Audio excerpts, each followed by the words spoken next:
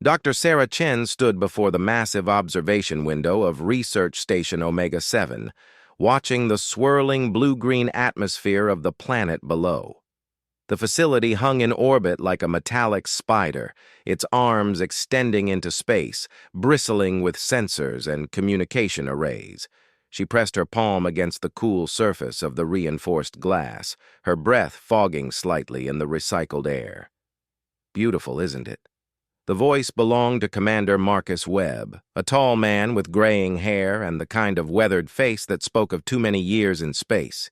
He moved to stand beside her, his hands clasped behind his back in military fashion.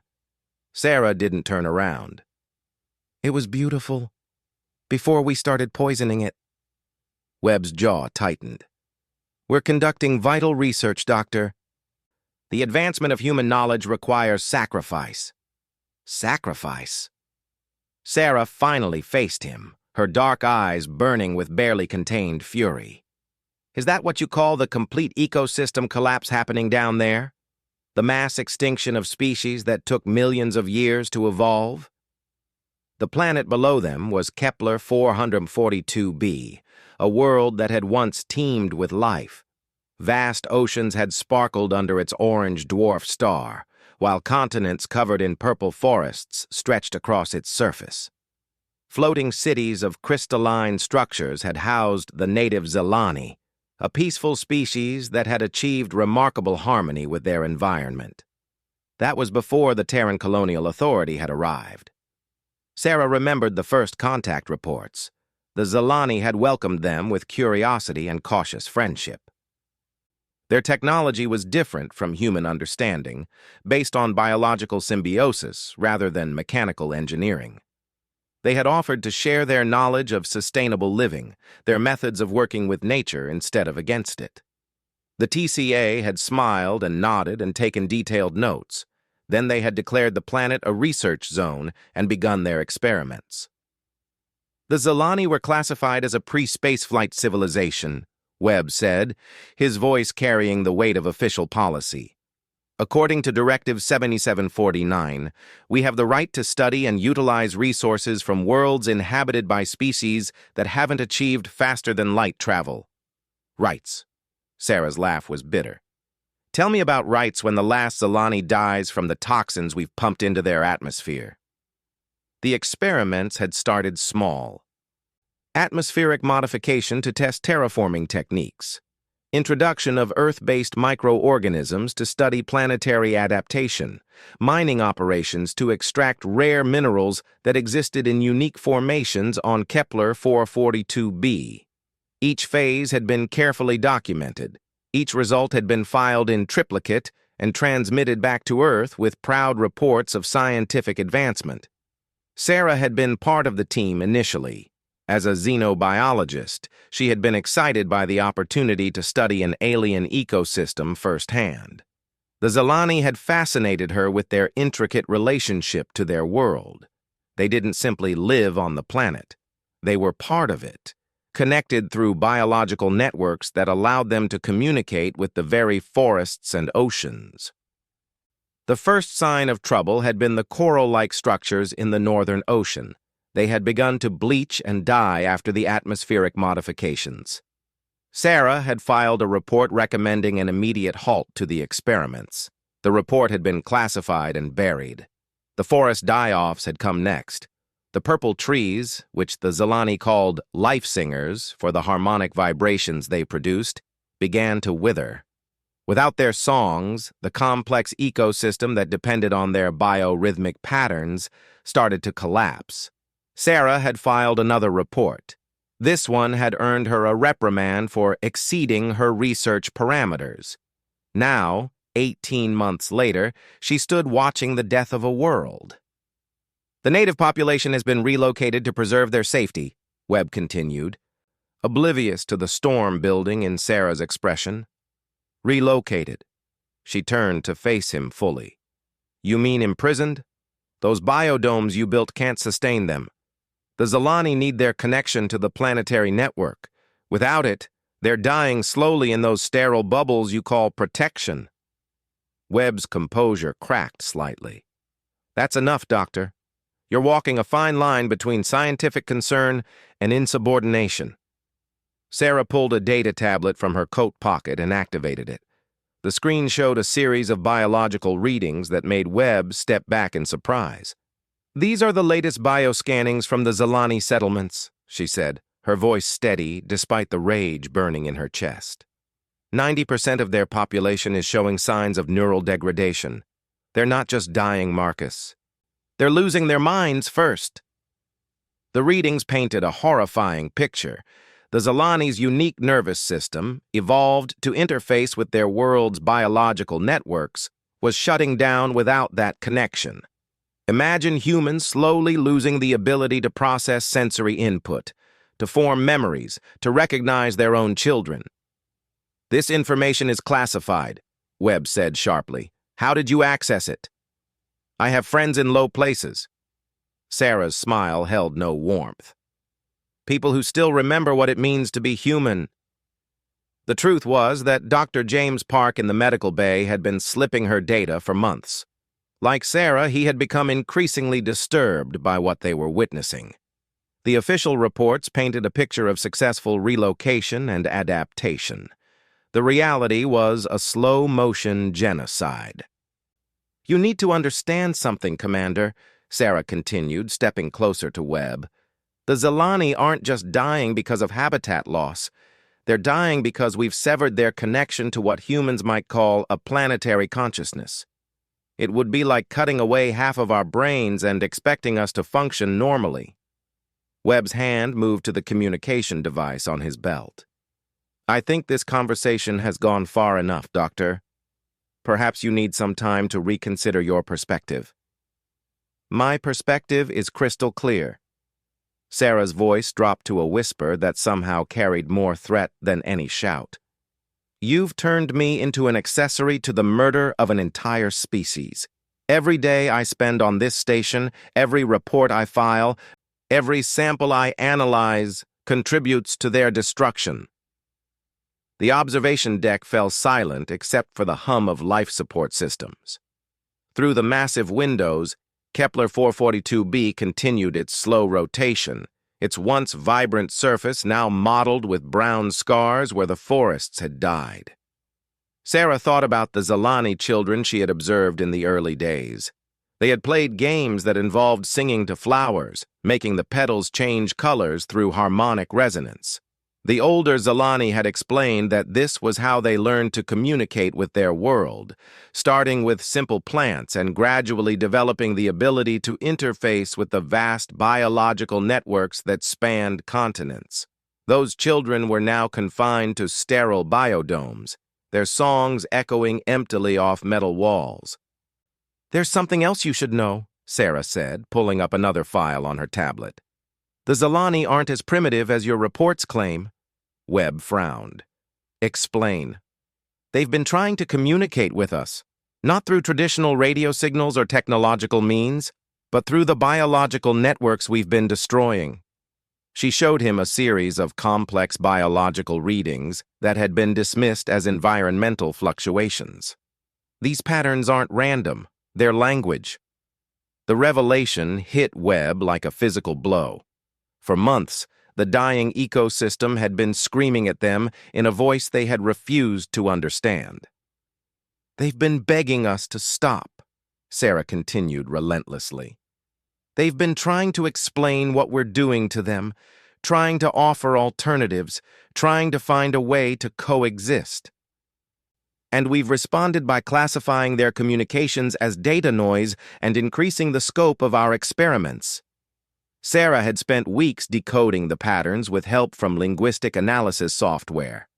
The messages were desperate, growing more so as the planetary systems continued to fail. The last clear transmission she had managed to translate still haunted her dreams. "Why do you silence the songs?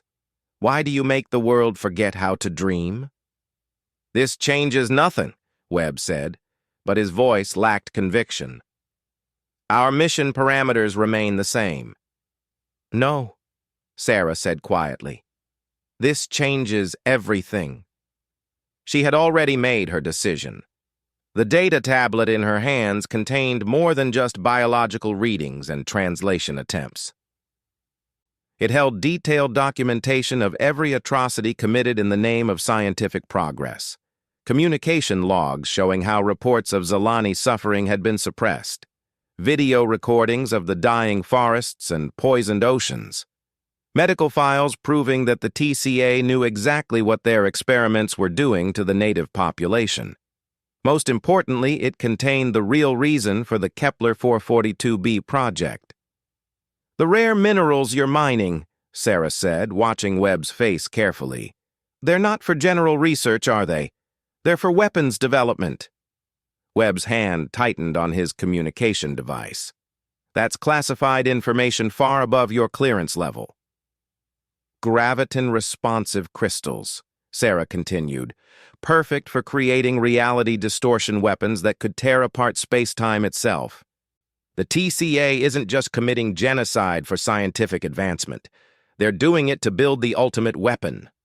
The silence stretched between them, heavy with implications. Through the observation windows, the dying world continued its dance around its orange star, unaware that its death was funding humanity's next great leap in destructive capability. Sarah looked at her tablet one last time, then at the man who represented everything she had come to despise about her own species. "They called it an experiment," she said softly, "but I call it a declaration of war." Webb reached for his communicator, but Sarah was faster. The data tablet flew through the air and struck his hand with surprising force, sending the device spinning across the deck. In the same motion, she activated an emergency protocol she had spent months preparing. Alarms began to sound throughout the station as Sarah's hidden program activated. Every communication array, every data storage system, every transmitter capable of reaching Earth or the outer colonies suddenly came alive with a single, overwhelming broadcast. The complete truth about Kepler 442b began streaming across the galaxy. Webb lunged for the emergency controls, but Sarah had anticipated this. The lockdown protocols she had installed were thorough and irreversible. For the next 6 hours, nothing would stop the transmission of evidence that would expose the TCA's crimes to every human settlement in known space. "You've just ended your career," Webb snarled, "and possibly your life." Sarah smiled for the first time in months. "I've just ended this nightmare and started something much more important." As the alarms continued to wail and Webb barked orders into his backup communicator, Sarah turned back to the observation windows. Far below, the surface of Kepler 442b seemed to shimmer with new light, as if the planet itself had felt her act of defiance. What she didn't know was that her transmission had been received by more than just human colonies. Deep in the outer rim territories, other species had been watching humanity's expansion with growing concern. The broadcast from Omega-7 would provide them with all the evidence they needed to justify their next actions. The war that Sarah had declared was about to begin. But humanity would not be the only side fighting it. 3 months after Sarah Chen's broadcast shook the galaxy, humanity found itself facing consequences no one had anticipated. The transmission from research station Omega-7 had done more than expose the atrocities on Kepler 442b. It had shattered the carefully constructed image of human expansion as a peaceful, scientific endeavor. Sarah sat in a maximum security detention cell aboard the TCA battleship Retribution, her hands cuffed with energy restraints that made her fingertips tingle with constant electrical feedback. The cell's walls displayed a continuous feed of news reports from across human space, each one more damning than the last. Colony riots on New Geneva, mass protests on Earth that had shut down 3 major cities, the resignation of 12 colonial authority governors, most significantly, complete communication blackouts from 17 outer rim settlements. "The preliminary inquiry has concluded," announced Captain Helena Voss, as she entered the detention area.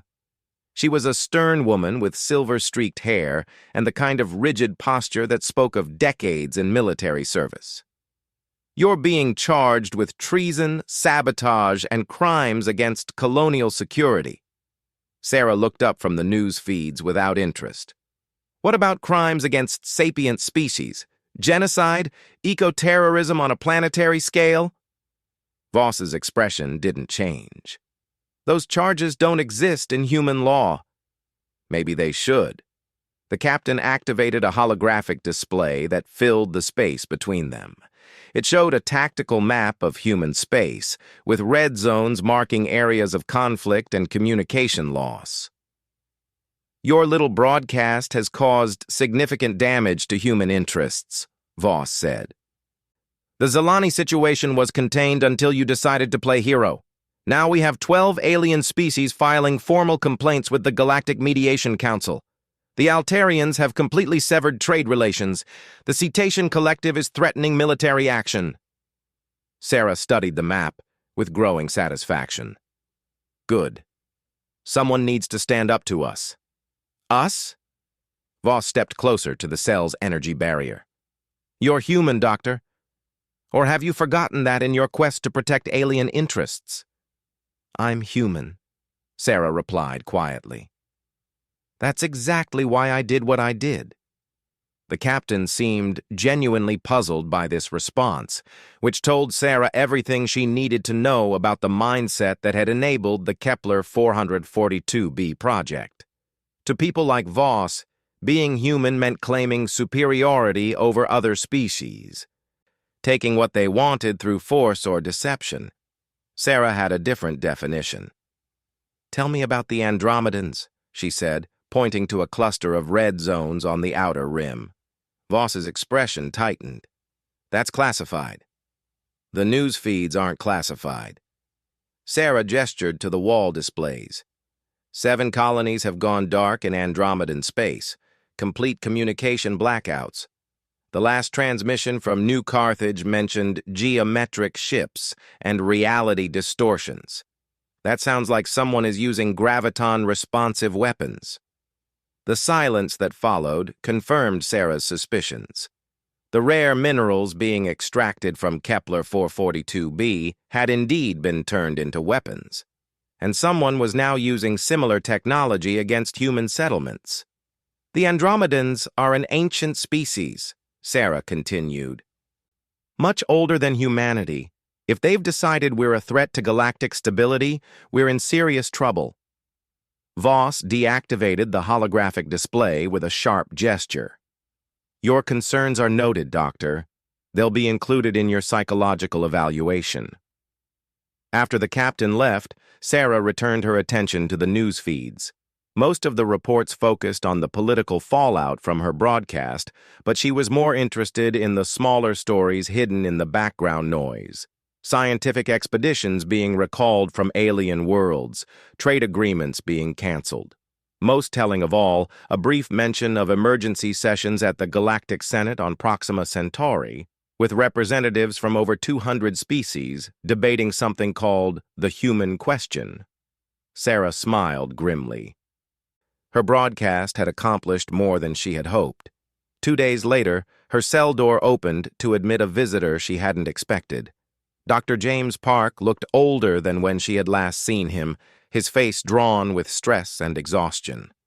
He carried a medical scanner and wore the insignia of a court-appointed physician. "Hello, Sarah," he said softly, as the energy barrier deactivated. "I'm here to conduct your psychiatric evaluation." "James?" She stood and embraced him, noting how he flinched at the contact. "You look terrible." "I feel worse." He activated his scanner and began running it over her body, checking for signs of mental instability or neural modification. "Do you know what's happened since your broadcast?" "I know about the political fallout and the missing colonies." James paused in his scanning. "It's worse than the reports indicate. We've lost contact with 23 settlements now. The last transmission from Delta Eridani showed massive ships appearing out of nowhere, ships that didn't match any known alien design." Sarah felt a chill run down her spine.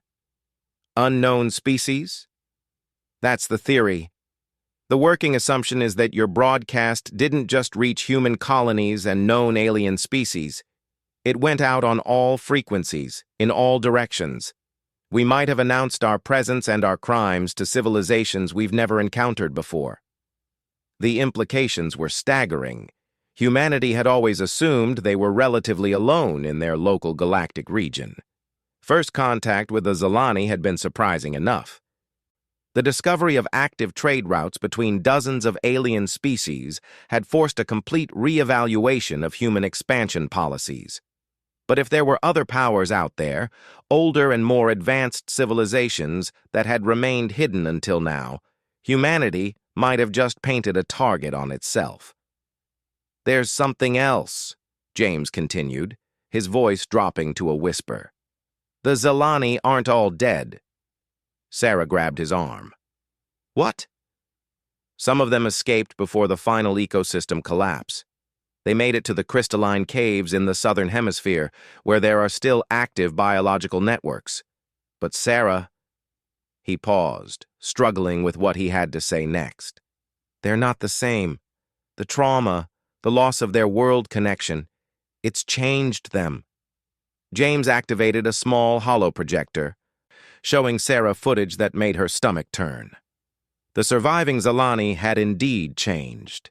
Their once graceful forms had become angular and sharp, their peaceful demeanor replaced by something that could only be called rage. They moved with predatory efficiency, and their songs no longer brought harmony to their environment. They brought death. "They're calling themselves the Broken," James explained, "and they're not interested in forgiveness." The footage showed Zilani using their biological interface abilities in ways that defied everything Sarah had learned about their species. Instead of nurturing plant growth, they were commanding fungal networks to consume everything in their path. Rather than harmonizing with animal life, they were overriding neural systems and turning creatures into living weapons. "They've made contact with other species," James continued. "Not through the Galactic Senate or official diplomatic channels. They're reaching out to anyone who has grievances against human expansion. The Broken are offering to share their modified biological interface technology." Sarah watched in horrified fascination as the footage showed Zilani working alongside insectoid aliens she didn't recognize, teaching them to manipulate biological systems with the same deadly efficiency. The partnership was creating hybrid technologies that combined alien engineering with Zilani biological mastery. "How many species are they working with?" "We don't know. At least 15 confirmed, but the number keeps growing. They're calling it the Symbiosis Alliance. Their stated goal is the complete removal of human presence from what they consider sacred biospheres." James switched to another set of footage, this one showing the aftermath of the attack on New Carthage. Where a thriving human colony had once stood, strange organic structures now dominated the landscape. Buildings that seemed to breathe, roads that pulsed with biological rhythms, and gardens that moved with predatory intelligence. "They're not just destroying human settlements," Sarah realized. "They're converting them. The working theory is that they're turning human colonies into biological fortresses, breeding grounds for hybrid organisms that can survive in multiple environments. They're preparing for a long war."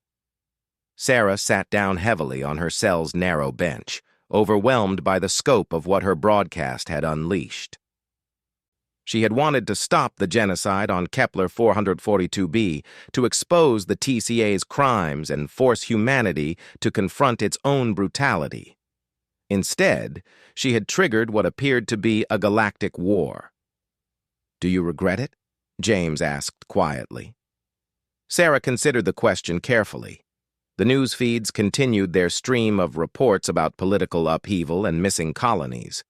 Somewhere in the darkness between stars, alien powers were mobilizing against humanity. The species she had tried to save was now leading a coalition dedicated to human extinction. "No," she said finally. "We made our choice when we decided that other sapient species were expendable for our advancement. What's happening now is just the consequence of that choice. James finished his medical scan and began packing his equipment. The evaluation will show that you're mentally competent but politically radicalized. The tribunal will probably sentence you to life imprisonment. And you'll go back to your research, helping the TCA develop new ways to exploit and destroy alien worlds. The words hit James like a physical blow.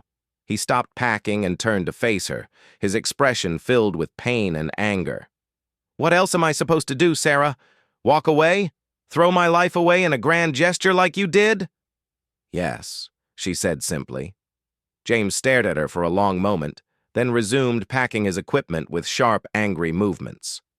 Not everyone can be a martyr. Not everyone needs to be. But someone needs to stand up and say that this is wrong. That humanity is better than this. Is it? James sealed his medical kit and moved toward the cell door. Maybe this is exactly what humanity is. Maybe we're just very good at hiding our true nature until we think no one is watching. After he left, Sarah found herself alone with that terrible question. Were humans inherently destructive, driven to consume and dominate everything they encountered? Or was there something better buried beneath the layers of fear and greed that had driven the Kepler 442b project? The answer came from an unexpected source. Later that day, her cell's communication system activated with an incoming transmission that shouldn't have been possible. The Retribution security systems were supposed to block all unauthorized communications. The face that appeared on her screen was unmistakably Zalani, but transformed by the trauma James had described. The being's features had sharpened into something predatory, and its large eyes burned with cold intelligence. "Dr. Sarah Chen," the Zalani said in perfectly articulated English, "I am Kethvar, speaker for the broken.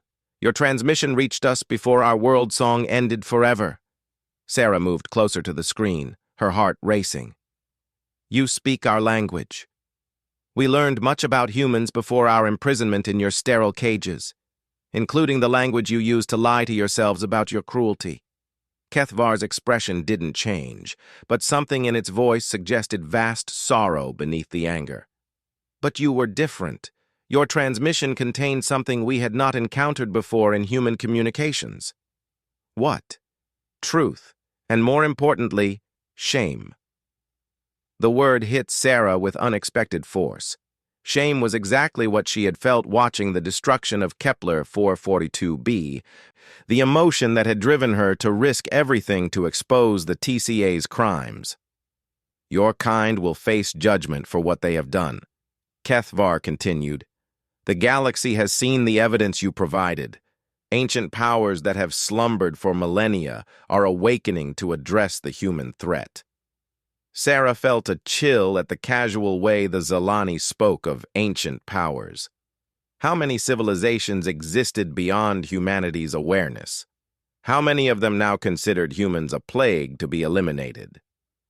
"But you, Sarah Chen, have shown that not all humans are beyond redemption," Kethvar said. "When the final accounting comes, your name will be remembered." The transmission ended, leaving Sarah alone with the weight of what she had learned. Humanity was facing a reckoning that would determine its survival as a species. Ancient alien powers were stirring. The galaxy itself was mobilizing against human expansion, and somehow her act of defiance had made her a symbol of hope for the very aliens her species had wronged. Outside her cell's porthole, the stars seemed different now. No longer distant points of light marking humanity's destiny among the cosmos, but watching eyes belonging to civilizations that had decided humans were too dangerous to be allowed to continue their expansion unchecked. The war Sarah had declared was about to test everything humans claimed to believe about themselves, and the outcome would determine whether humanity had any future at all among the stars. 6 months had passed since the galaxy learned the truth about humanity's expansion policies, and the consequences had reshaped the very structure of known space. Sarah Chen stood on the observation deck of the Redemption, a ship that bore the scars of battles fought across a dozen star systems. The vessel had once been a TCA battleship, but now flew under different colors entirely. The Human Liberation Front had grown from a scattered collection of dissidents into a formidable force, aided by alien technology and guided by principles that would have been considered treason just a year ago. Sarah watched the swirling energies of hyperspace through the reinforced windows, knowing that their destination would determine humanity's fate. "The Andromedan fleet has agreed to the meeting," reported Captain Elena Vasquez as she joined Sarah at the observation windows. The former TCA officer had defected 3 months ago after witnessing the orbital bombardment of a peaceful research station. Her crew had followed her, unable to stomach the increasingly brutal tactics their government was employing to maintain control. "What about the other powers?" Sarah asked. 17 confirmed delegations. The Symbiosis Alliance, the Cetacean Collective, even the crystal mines from the Galactic Core. It's the largest gathering of alien species in recorded history. Sarah nodded, but her attention was focused on the data streaming across her personal display. Intelligence reports from across human space painted a picture of an empire in collapse.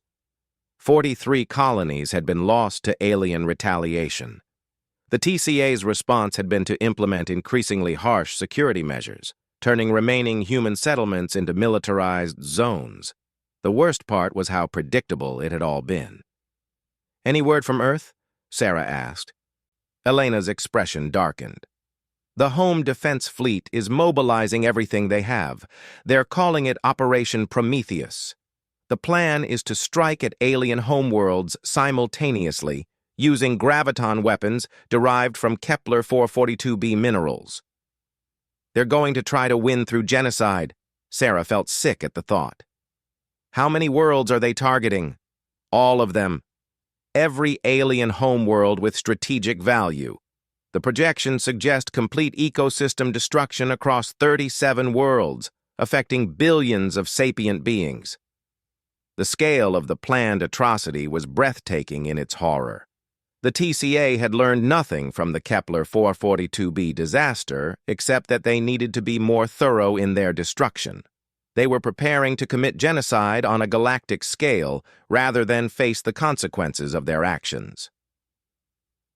"The alien delegations know about Operation Prometheus?" Sarah asked. "That's why they agreed to this meeting. It's their last chance to find an alternative to exterminating humanity entirely." The words hung in the air like a death sentence. Sarah had spent months coming to terms with the magnitude of what her broadcast had unleashed. The galaxy's response to human brutality had been swift and overwhelming. Ancient civilizations that had remained hidden for millennia had emerged to judge humanity wanting. The Andromedans had revealed technology that could manipulate space-time itself, bending reality around their geometric ships until human weapons became useless.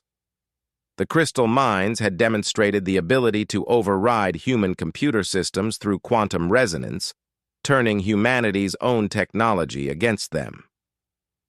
Most terrifying of all, the Symbiosis Alliance had perfected biological warfare that could transform human colonies into alien ecosystems within days. Humanity was outclassed in every possible way. "There's something else," Elena said hesitantly. "We've received a transmission from Dr. Park." Sarah turned sharply. "James? I thought he was still on Omega 7. The station was evacuated last month. Park managed to escape with a small team of researchers who had been secretly documenting TCA atrocities." "But Sarah—" Elena paused, clearly struggling with what she had to say. "They brought something with them, something that changes everything." Elena activated a holographic projector, displaying an image that made Sarah's breath catch. It showed a Zalani, but not one of the broken she had seen in previous footage. This being retained the graceful features and peaceful demeanor of the original species, though its large eyes held depths of sorrow that spoke of tremendous loss. "Her name is Lith-Enel," Elena explained. "She's the last surviving elder of the original Zilani population. Park's team found her in the deep caves beneath Kepler 442b, maintaining the final fragment of the planetary network." Sarah stared at the image in amazement. "She survived the ecosystem collapse?" "More than survived. She's been working to preserve everything the planet was before our arrival. Genetic templates, biological memories, even fragments of the world song that connected all life on Kepler 442b. She's essentially become a living repository of an entire biosphere." The implications were staggering. If Lith-Enel truly possessed the genetic and biological information needed to restore Kepler 442b, it meant the damage wasn't irreversible. The world that humanity had destroyed could potentially be brought back. "Does the Symbiosis Alliance know about her?" "That's the problem," Elena said grimly. "Kethvar and the Broken consider her a traitor to their cause. They believe any cooperation with humans is a betrayal of their murdered world. If they discover her location, they'll kill her to prevent any possibility of reconciliation." Sarah felt the weight of impossible choices settling on her shoulders. The galaxy was preparing for a war that could end with the extinction of either humanity or most known alien species. The TCA was planning genocide on an unprecedented scale. And the last hope for peace might depend on protecting a single alien being from her own people. "Where is she now?" "En route to the meeting point. Dr. Park believes she might be the key to preventing the war." Sarah looked out at the swirling energies of hyperspace and made her decision. "Send a message to the alien delegations. Tell them we have something to show them, something that could change the terms of our negotiation." 8 hours later, the Redemption dropped out of hyperspace near a rogue planet, drifting in the void between stars. The meeting point had been chosen for its isolation and the natural barriers it provided against detection. As their ship approached the designated coordinates, Sarah watched in awe as the assembled fleet came into view. Ships of dozens of different designs filled the space around the rogue planet. The geometric vessels of the Andromedans hung like crystalline spiders beside the organic curves of Symbiosis Alliance bioships. Cetacean collective vessels moved with the grace of space whales, while crystal-mined ships pulsed with internal light that seemed to bend reality around them. At the center of the fleet, a massive space station had been constructed from materials that defied human understanding. It appeared to be grown rather than built, its surface rippling with patterns that suggested vast intelligence. "The Nexus," Elena breathed. "I've heard rumors of it, but never imagined it was real." Sarah had heard the stories, too. The Nexus was supposedly a mobile meeting place constructed by the galaxy's oldest civilizations, used only for matters of cosmic significance. The fact that it had been deployed for this meeting indicated just how seriously the alien powers took the human threat. As the Redemption docked with the station, Sarah found herself face to face with beings that challenged every assumption about life in the universe. The Andromedan delegation consisted of entities that existed in multiple dimensions simultaneously, their true forms visible only as geometric shadows in normal space. The crystal minds appeared as living fractals of pure thought, their consciousness spanning networks of quantum-linked crystals. Most disturbing were the representatives of the Broken. Kethvar had changed even more since their last communication, its form now more predator than the peaceful herbivore the Zilani had originally been. The trauma of losing their world had fundamentally altered their species at a biological level. "Welcome to the Nexus, Dr. Chen," said the Andromedan delegate, its voice seeming to come from everywhere and nowhere at once. "Your species stands at a threshold. The choice you make here will determine whether humanity has any future among the stars." Sarah looked around the vast chamber where the delegations had assembled. Representatives of dozens of species watched her with eyes that held millennia of wisdom and, in many cases, recent experiences of human brutality. "Before we begin," she said, "I want you to meet someone." At her signal, Dr. Park entered the chamber alongside a figure that caused an immediate stir among the assembled delegates. Lithinel moved with the fluid grace characteristic of her species, but the sadness in her large eyes spoke of losses beyond human comprehension. Kethvar let out a sound that was part recognition and part rage. "You dare bring this collaborator before us? This traitor who would forget the murder of our world?" "I have not forgotten," Lithinel said softly, her voice carrying the musical tones that all Zalani possessed. "I carry our world within me. Every song that once lifted our forests to the sky, every dream that danced beneath our purple leaves. I am the memory of what was lost." She moved to the center of the chamber and placed her hands on a bio-organic interface that had grown from the station's living walls. Immediately, the air filled with a sound that was beyond human hearing, a harmony that seemed to resonate in the bones of every being present. Images began to form in the space above the delegates, not holographic projections, but living memories given form. They showed Kepler 442b as it had been before human arrival, vast purple forests singing in harmony with crystalline cities that seemed to grow from the very dreams of their inhabitants, oceans that pulsed with the rhythm of planetary consciousness, life so interconnected and beautiful that even the most advanced alien species watched in wonder. Then came the images of destruction, forests withering as their songs fell silent, oceans turning toxic as Earth-based microorganisms overwhelmed native ecosystems. The desperate attempts of the Zalani to communicate their distress to the humans who were killing their world, but Lithinel didn't stop there. The memories continued, showing the potential for restoration. Genetic templates that could regrow the forests, biological networks that could be reestablished, the possibility of bringing back not just the physical world, but the planetary consciousness that had made it truly alive. "This is what I offer," Lithinel said as the images faded. "Not revenge for what was taken, but the chance to restore what was lost. Your species has the power to destroy, but do you have the courage to heal?"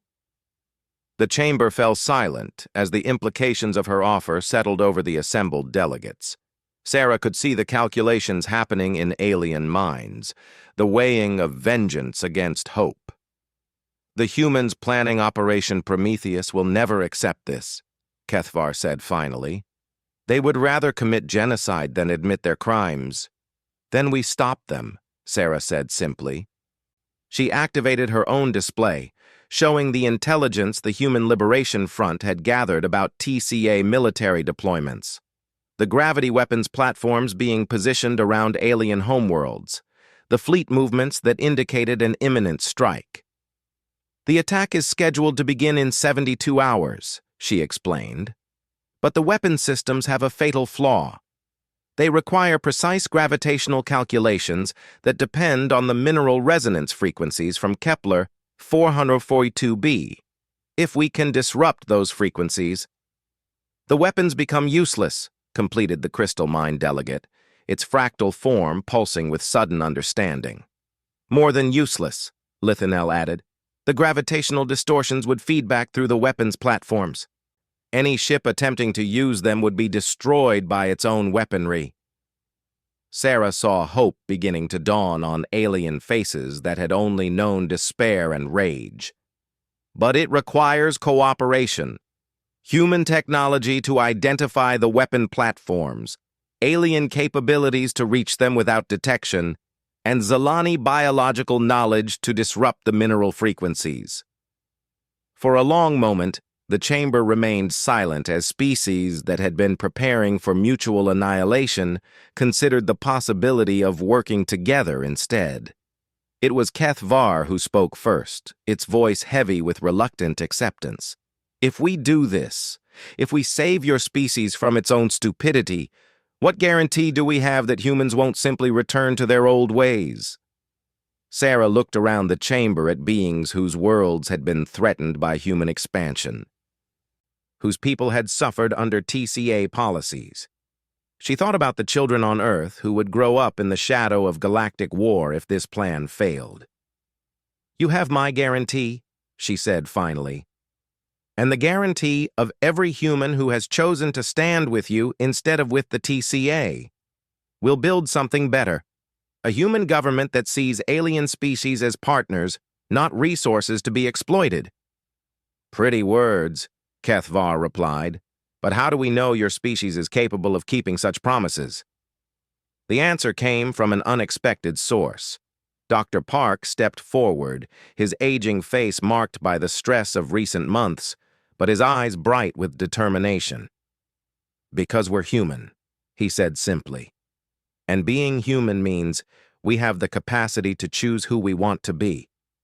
We can choose to be the monsters who destroyed Kepler 442b, or we can choose to be the species that helped restore it."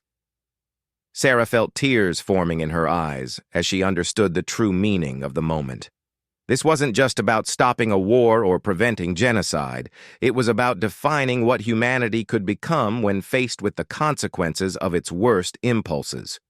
"The plan will require precise timing," the Andromedan delegate said, its multidimensional form shifting as it began processing tactical possibilities. "And perfect cooperation between species that have been enemies for months." "Then we better start working together," Sarah said. As the delegations began discussing technical details and deployment strategies, Sarah found herself standing beside Lithanel at the chamber's observation windows. Beyond the transparent walls, the rogue planet drifted in eternal darkness, a world without a star to warm it. "Do you think they can forgive us?" Sarah asked quietly. "After everything we've done?" Lithanel considered the question with the careful thought that characterized her species. "Forgiveness is not something that can be given or received like a gift," she said finally. "It is something that must be earned through actions, day after day, choice after choice. And if we succeed, if we stop Operation Prometheus and begin the restoration of your world, then you will have taken the first step on a very long journey," Lithanel replied. "But it will be a beginning, and sometimes a beginning is enough." Looking out at the assembled fleet of former enemies now working together to prevent catastrophe, Sarah allowed herself a moment of hope. Humanity had declared war on the galaxy through its arrogance and cruelty.